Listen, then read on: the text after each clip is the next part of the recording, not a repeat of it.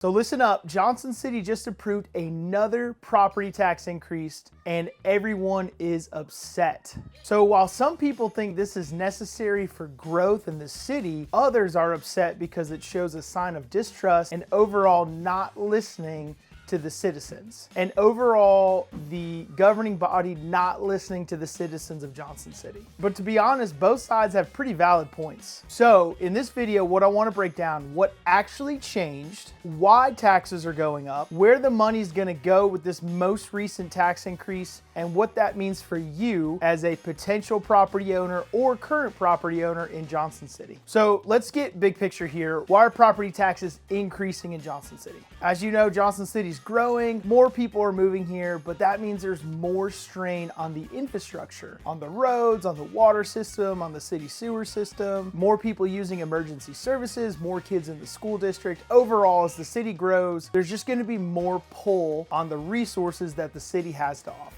So growth sounds great until the infrastructure falls behind it. And right now, Johnson City is taking action to stay ahead of the growth instead of falling behind it. So what specifically changed? What was just recently passed? Well, property taxes went up 28 cents per $100 of assessed value. So that number may seem really large, but what I'm gonna do is calculate that for you so you can see on a home that costs about $300,000, what that would mean for you. And to break down the 28 cents, what that goes for, 20 cents of that is going to offset inflation in the city and for city services, and the other 8 cents is going towards a new aquatic center. And there is a ton of residents very upset about this aquatic center, but overall, the city has a plan for it. And in the articles I linked in the description, you'll have a really good understanding of where their thought process is, at least. Whether you agree with it or not, you'll have at least an idea of where the city's coming from. So for the 20 cents that maintain the city services, these are the services that the money's going to: police, fire, public works support and growth, and infrastructure support. Okay, so let's get into the math. I'm no arithmetic expert, I'm no mathematician, but I'm gonna break this down for you so you can understand. So if you have a home in Johnson City that is worth $300,000, that's about the average sale price right now for a home. This is what you can expect. So because Tennessee is taxed at 25% of the assessed value, first what we need to do is take $300,000 and find 25% of that. So 25% of $300,000 is $75,000. So in my head, what I do is I take the assessed value or the taxable value of $75,000 and divide it by 100. That's how many units of $100 of taxable value that is. That would be 750. And then if we have 750 units, we multiply it times 28 cents and we get to $210, which is the expected annual tax increase for somebody with a $300,000 home. So again, that's $210 annually, about $17.50 a month. And at about $17.50 a month, the public is overall very frustrated here. But if you look at the numbers, you may not understand why. It's really more so about the aquatic center. So you may be thinking, what's the big fuss? $17.50 a month. Well, honestly, when you factor in inflation with other things, this is just kind of one more frustration that occurs with the cost of living, both locally and nationally. But this isn't the first time property taxes have increased here. There was an increase back in 2016, but just recently in 2023, they did another property tax increase. And in 2023, that was a 25 cents per $100 of assessed value increase. So where did that money go? So 15 cents of that went to the Town Acres School overall project, which they've started working on right now, but that was the big bulk of it. 7 cents went to infrastructure improvements and 3 cents went to emergency services. So overall, this isn't like it just happened and popped up in the last 10 years. There's been 2 within the last 3 years. And honestly, people are looking at this and saying, wait, didn't we just increase taxes recently? But that's honestly one of the major sources of frustration. But couple that with the overall disconnect between the governing body, the mayor's office, and the public, and that's really where the public is the most frustrated with right now. So with this most recent tax increase, why? What was the reason? Why did the city pull from this? What did they say was the rationale behind it? While overall inflation has been expensive for everybody and everything that we have going on, there also are infrastructure needs that the city City has, and if you talk to any local, the roads just can't handle the amount of people here. It's probably the one thing I hear is the biggest frustration from people who talk about not wanting people to relocate here. Again, I came from a big city growing up. I moved here from Nashville 7 years ago. I think it's not as bad as people make it sound here, but I didn't grow up here, so I don't know what it used to be like. And I'm sure it was not nearly as busy as it is right now. So there was also the Aquatics Center on the docket. And if you don't know, our local pool at Freedom Hall is where the local high school did all their swim meets. It's where we had regional swim meets, but it was not going to last. And so what happened was they had an engineer firm come out and they said, hey, in order for this to work for the next 7 years, it's going to cost $750,000. The pool is well past its useful life. That's also what the engineering firm said. So that was one of the reasons as well. But this is probably the biggest frustration. A couple years ago, there was a huge, massive payout in a legal case around one person, which I don't want to get too far into that in this video, but the city spent a ton of money legally, and that is really where some of this money is going for a $1 million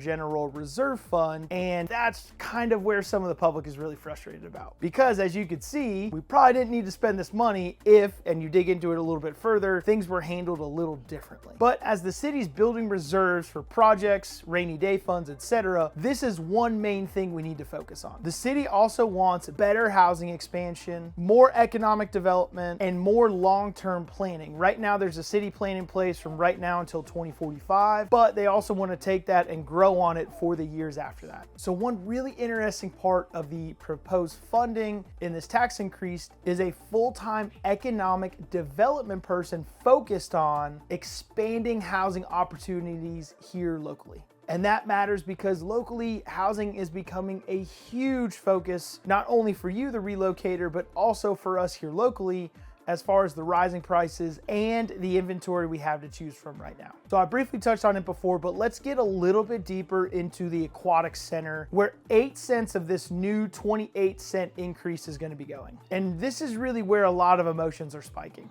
It's a $37 million project, and this is why it's dividing the community. People in favor say it's very family focused and great for kids. I've seen the plans and the renderings. Yeah, absolutely. I think this looks amazing. I'm super focused on it. I also don't pay Johnson City taxes. I live in a different county, so I'm going to get the benefit of it, but my taxes have increased, but merely because my property value has increased, not so much that like the property tax rate in general has increased. I know my time is coming. I'm not going to lie to everybody and say that in general, everything else in this country has gone up. I don't think property taxes are going to stay the same here locally and also in other parts of Tennessee. This is just the new normal. But the Aquatic Center is also going to be a major community amenity, and here's why. There's going to be so much opportunity to bring in people that are going to be focused on tourism and potentially moving here because of the experience they had if they live in South Carolina, North Carolina, Georgia, and they're just tired of how much it costs to live there. That is really why it's going to work out well for this area. But one of the big things we see with the Freedom Hall pool closure is that now there's no community pool that have swimming events, and if that's a swim club focus for you, there's nothing here locally for that. So again, why did Freedom Hall close? Well, there was an engineering firm that came out and said, hey, this pool's old, which I don't think anybody is going to fight that statement, but for a mere $750,000 investment, you could, emphasis on could, extend the life of the pool 7 to 8 more years, but at the end of 7 to 8 years, what do? It's the same situation we're in again. So supporters are going to argue, well, why would we just keep patching this pool at Freedom Hall if we could build just something great and brand new for the future? Okay, so what are people against this Aquatic Center saying? Number one thing, it's the wrong priority. There's way bigger fish to fry in the city right now other than an Aquatic Center. That in general, housing matters more, and builders and code, and in general, just the supply and cost of buying a home or renting a home. Also too, that roads matter more than this $37 million aquatic facility. Also bringing more jobs, more economic development, more companies to this area, Johnson City and Washington County and the surrounding areas. That should be a higher focus. This is what people against this are saying. And in general, $37 million is just too expensive and too much money to spend given the current climate of what is going on with inflation and locally and cost rising, etc. So again, it's not that their argument is so much focused on anti-aquatic center, anti-opportunities for kids and families to play. It's more about why this, why right now. This doesn't really make logical sense on everything going on in the city and what the focuses need to be. Really cool splash pad and some water slides doesn't seem to be the focus. Okay, so what's the real issue? It's bigger than property taxes. It's bigger than an aquatic center. It's really more about the public's trust. And to be honest, a lot of Johnson City residents don't like and trust the local leadership right now. Now, my videos have and never will be a slam or something to take you and pull you in one direction or another. I'm merely bringing you the facts as they are exposed to me and helping you as a guide to see, number one, if this area is the right fit for you and what part of this area may be the best fit. Why don't the locals trust the leadership in Johnson City right now?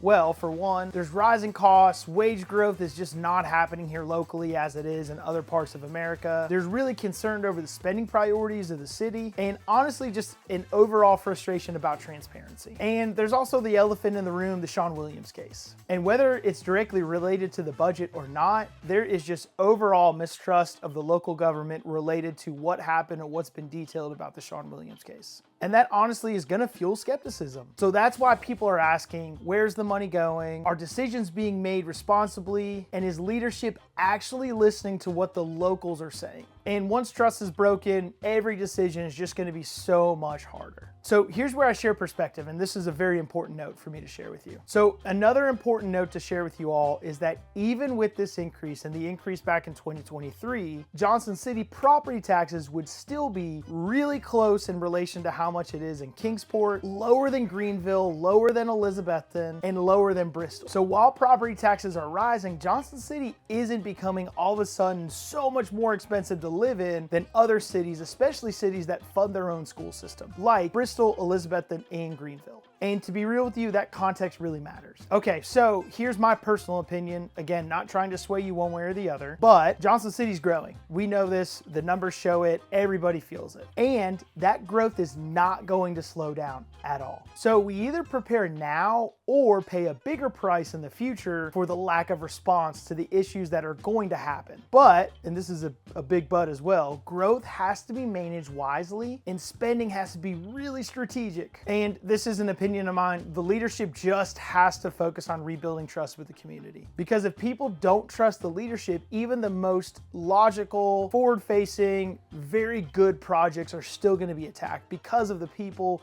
who are bringing them forth. So here's some truths. Johnson City needs better housing solutions and Johnson City needs smart economic development. And it probably needs all three at the same time. So I'd love to hear your thoughts. Do you think this tax increase is justified? Is the Aquatics Center a smart investment or should we focus somewhere else? Drop your thoughts in the comments, please. And if you're looking to move to this area and you want to talk more about what your monthly cost of living is going to look like, both utilities, property taxes, the lack of income tax, sales tax, give me a call, reach out to me on my website. You can see how to do that here. Please, we want to help you as you are looking to relocate to this area. I've helped over 200 families with transactions. My goal is to give you the best possible information to help you in this move. Thank you for sticking around. My name is DJ Slivka. I'm the owner of the Slivka Property Group, and I look forward to seeing you next time.